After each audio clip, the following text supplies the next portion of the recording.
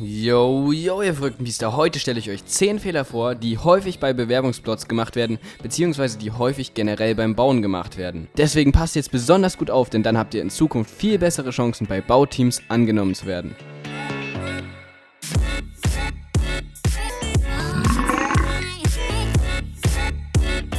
Ich weiß, man hört das momentan bei jedem YouTuber und in fast jedem Video wird das gesagt, aber ich möchte trotzdem nochmal darauf hinweisen, in dem Video hier steckt unglaublich viel Arbeit. Wir haben erstmal ein Skript geschrieben, dann muss das Ganze eingesprochen werden. Alleine der eingesprochene Text war 30 Minuten lang, dann muss das Ganze runtergecuttet werden, dann müssen Aufnahmen gemacht werden und die müssen dann zusammengefügt werden, sodass das für euch Sinn ergibt. Lange Rede, kurzer Sinn. Wenn euch das Ganze gefällt, dann würden wir uns sehr darüber freuen, wenn ihr es unterstützt. Das könnt ihr auf ganz viele verschiedene Arten machen, sei es jetzt mit einem Kommentar, mit einem Like, wenn ihr es teilt mit euren Freunden oder so, weil nur ihr seid für unsere Reichweite verantwortlich. Und jetzt wünsche ich euch viel Spaß mit dem eigentlichen Video. Ach so, doch noch eine kleine Sache, und zwar das, was ihr jetzt gleich hört, ist alles nur unsere Meinung. Wenn ihr eine andere Meinung habt, ist das kein Problem, wir akzeptieren das. Das sind sozusagen nur die Tipps, die man befolgen sollte, um bei uns ins Team zu kommen, beziehungsweise das trifft auf relativ viele Bauteams zu. Nicht auf alle, aber auf die meisten. Jetzt aber wirklich, los geht's.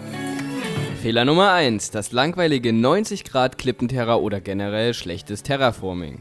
Viele machen häufig den Fehler, dass das Terra bzw. die Landschaft eher unrealistisch wirkt und immer denselben langweiligen Aufbau hat. Damit meinen wir, dass das Terra oft nur in die Ecken von Plots oder Grundstücken gebaut wird und somit immer wenig Platz zum Bebauen bleibt. Was uns auch immer öfter auffällt, ist, dass meistens nur eine Art Klippenterra gebaut wird, welches in den meisten Fällen folgenden Aufbau hat. Es beginnt mit einem Fluss bzw. einem Meer oder wird von einem Fluss in der Mitte geteilt. Von dort aus bauen die meisten nur eine gerade, im 90-Grad-Winkel stehende, oft langweilig geformte Felswand nach oben. Wenn diese fertig gebaut wurde, wird leider meistens von dort aus nur noch eine mehr oder weniger gerade Fläche, oft aus Gras oder so, da drauf gesetzt. Wir selber verstehen, um ehrlich zu sein, nicht, warum das alle machen, aber es ist scheinbar total im Trend und das macht eigentlich fast jeder Zweite. Leider sieht das Ganze aber total uninteressant und unnatürlich aus. Ich meine, überlegt mal, wann ihr mal sowas in der Natur wirklich gesehen habt, und es sieht nicht nur unnatürlich aus, sondern es sieht auch wirklich nicht schön aus, weil erstens hat man sich an dem Ganzen satt gesehen, weil man es viel zu oft sieht, und zweitens, es war auch schon davor nicht besonders schön. Okay, genug gemeckert, kommen wir zu unserem Verbesserungsvorschlag. Schöner ist es, ein bewegtes Terra zu gestalten, welches wie in der Natur einzigartig und individuell ist, also überall eine unterschiedliche, etwas andere Form hat. Das ist eigentlich nur ein sehr kleiner Tipp, aber denkt da mal drüber nach und versucht das mal nachzumachen, weil wenn einem das gelingt, kommt man einem guten Terraforming wirklich schon sehr viel näher. Wenn ihr da überhaupt keine Ideen habt, dann nehmt euch halt ein Bild von der Landschaft oder so und versucht ihr erstmal nachzubauen. Ihr werdet merken, dabei kommen auch ganz andere Formen raus, als dieses 90 Grad nach oben, 90 Grad zur Seite, wieder 90 Grad nach oben, wieder 90 Grad zur Seite. Das ist ultra langweilig. Macht das nicht, macht das auf keinen Fall. Fehler Nummer 2, hässliche Terraforming-Farben. Ja, es geht nochmal ums Terraforming, aber das ist halt auch ein wichtiger Punkt bei einem guten Plot. Neben der eben schon angesprochenen Form sind die Farben vom Terraforming extrem wichtig. Sie lassen das Terraforming realistischer und detaillierter wirken. Trotzdem werden extrem oft Fehler bei der ganzen Sache gemacht. Viele nehmen nur Stein und Gras als Material, was eben nicht unbedingt sein muss, da eben viele andere schöne Farben in Minecraft zur Verfügung stehen. Ein weiterer Fehler ist, dass Leute oftmals zwar die Texturierung mit anderen Blöcken beachten, diese aber viel zu random im Terra verteilen. Also das heißt eigentlich alles einfach nur irgendwo hingeballert, ohne wirklich darauf zu achten, ob das jetzt gut aussieht. Im Endeffekt sieht das Terraforming dadurch nicht detaillierter aus, sondern es entsteht einfach nur ein riesiger Haufen mit durcheinander gesetzten Farben, und sowas sollte auf jeden Fall vermieden werden. Deswegen nun unser Verbesserungsvorschlag. Wie eben schon gesagt, kann man sich zum Beispiel ein Bild aus dem Internet zu irgendeiner Landschaft raussuchen und schauen, wo man welche Farben verwendet. Wir zum Beispiel nutzen oftmals irgendeinen grauen, schwarzen Block als Schattenblock, welchen wir dann an die Stellen setzen, an denen die Sonne nicht hinkommt oder wo es schlicht und einfach dunkel ist. Das ist aber nur eine kleine Möglichkeit, versucht es selber mal, aber bitte achtet darauf, dass ihr nicht sinnlos Blöcke durcheinander schießt, sondern sie gezielt und bewusst in kleinen Gruppen anordnet.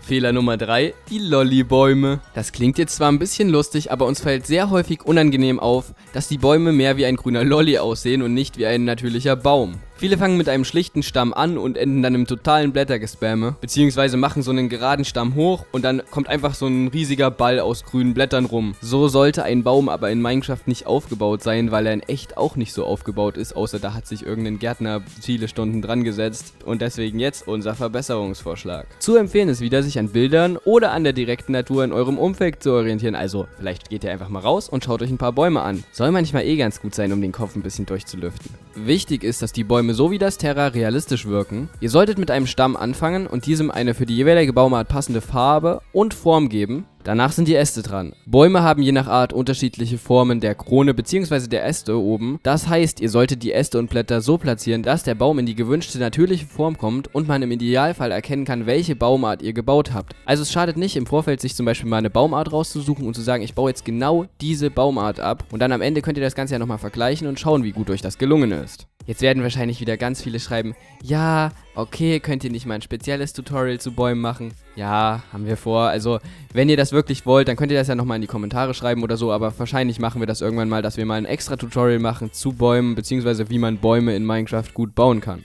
Kommen wir zu Fehler Nummer 4. Zuspammen von freien Flächen mit sinnlosen Gegenständen. Viele wissen immer nicht, wie sie die Flächen auf ihrem Plot, abgesehen von der Fläche, wo ihr Haus drauf steht, sinnvoll nutzen können und spammen deswegen alles, was sie finden, auf die freien Stellen. Oftmals werden Blätter, Weizenfelder, Teppich, Kessel mit Wasser, Zäune und durcheinander geordnete Wege mit random platzierten, oftmals nicht einmal passenden Blöcken platziert. Leute, wenn ihr keine Ahnung habt, dann beschäftigt euch doch lieber ein bisschen damit und macht es dann besser. Also, unser Verbesserungsvorschlag. Schöner ist es, wenn alles eine gewisse Ordnung hat. Sprich, zum Beispiel, wenn der Weizen nicht einfach wild verteilt, sondern sinnvoll zum Beispiel in kleinen Weizenfeldern verwendet wird. Also macht euch zum Beispiel ein kleines Gebiet, setzt da ein Weizenfeld drauf, packt da mehrere dieser Weizenblöcke nebeneinander und dann sieht das gut aus. Aber packt die nicht einfach irgendwo auf dem Plot immer verteilt in so einem Karo-Muster hin, weil das ist auch sonst nicht so und das sieht einfach nicht schön aus. Genauso ist es bei den Blättern. Platziert die nicht random, sondern zum Beispiel in kleinen Büschen oder baut Ranken oder sowas. Und wenn ihr überhaupt keine eigenen Ideen habt, was man bei leeren Flächen platzieren kann, dann nutzt doch einfach erstmal die Blumen, die ihr von Minecraft bekommen habt. Das sieht nämlich auch manchmal schon ganz gut aus.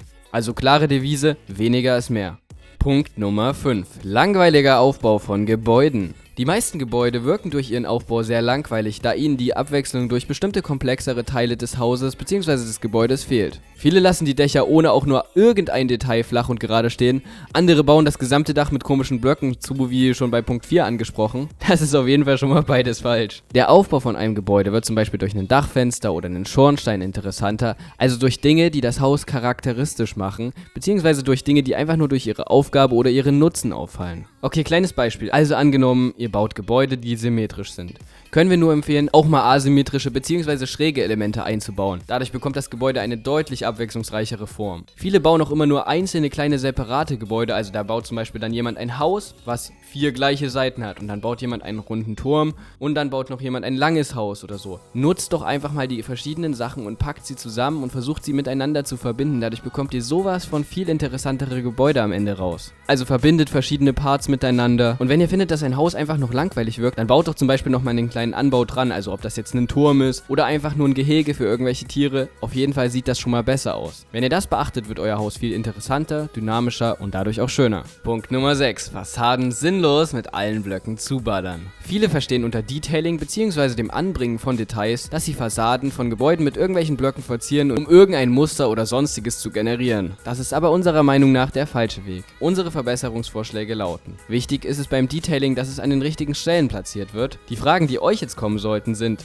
Wo sind diese Stellen und welche Blöcke sollte man verwenden? Worauf ihr als erstes achten solltet, ist, dass ihr die Detailblöcke einmal in die Blöcke für die Fassade und Dachmaterialien separiert, also farblich voneinander trennt. Zu berücksichtigen ist, dass die Blöcke zwar unterschiedlich sind, aber keinen zu hohen Kontrast bilden dürfen. Ja, das ist echt nicht so einfach, aber versucht das ein bisschen und das wird mit der Zeit auf jeden Fall besser und ihr werdet sehen, es lohnt sich wirklich. Zu beachten ist auch noch, dass ihr für die Gebäude und das Jahrhundert, in dem das Gebäude erbaut wurde, übliche Ressourcen verwendet.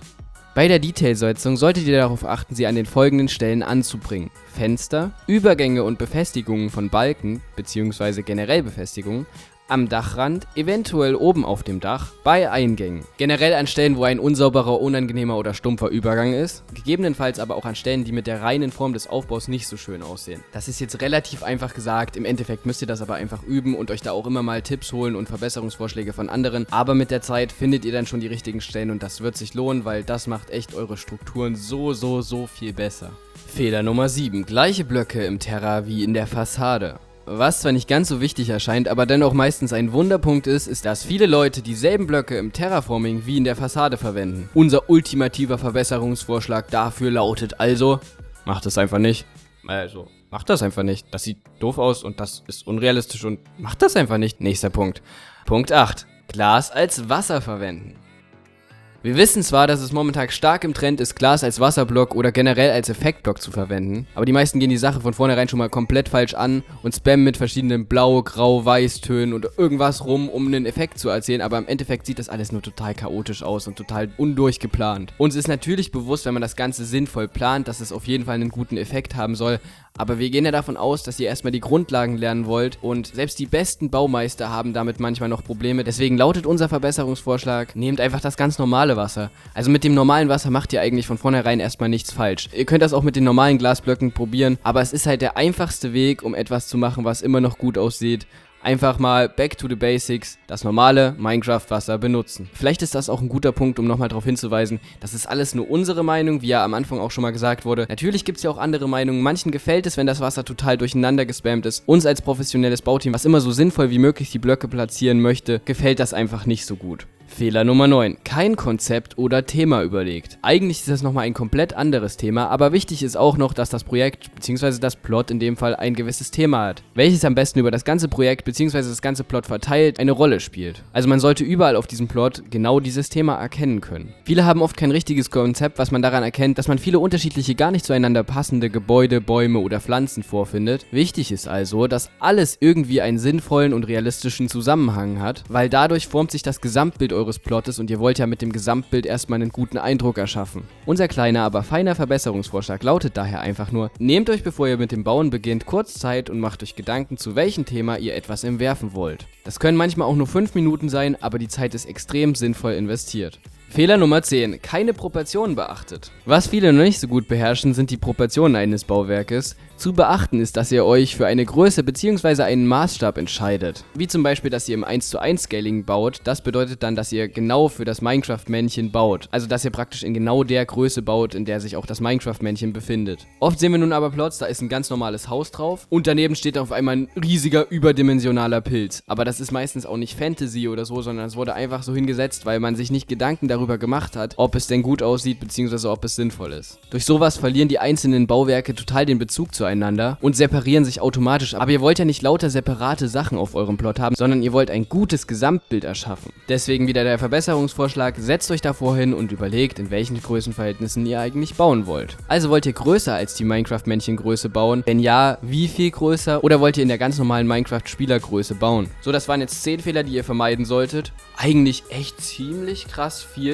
Also wenn ihr euch das jetzt immer mal anschaut, das Video, und vielleicht auch die einzelnen Punkte so nacheinander abarbeitet, dann solltet ihr eigentlich gute Plots bauen können. Zumindest einigermaßen ordentliche Plots. Um das Ganze zu testen, könnt ihr einfach mal auf unseren Server pixelbeaster.de kommen und vorbauen. Und mir fällt gerade ein, ich habe noch einen Zusatzfehler. Fehler Nummer 11. Keine Videos von Pixelbeaster schauen. Oh, warte mal. Der Fehler betrifft euch immerhin schon mal nicht. Also habt ihr eine Sache schon richtig gemacht. Ich bedanke mich fürs Zusehen. Wir sehen uns beim nächsten Mal wieder. Links oben könnt ihr uns abonnieren. Links unten ist unser Minecraft Maps Shop und rechts ist ein anderes Tutorial verlinkt. Haut rein und Cheerio!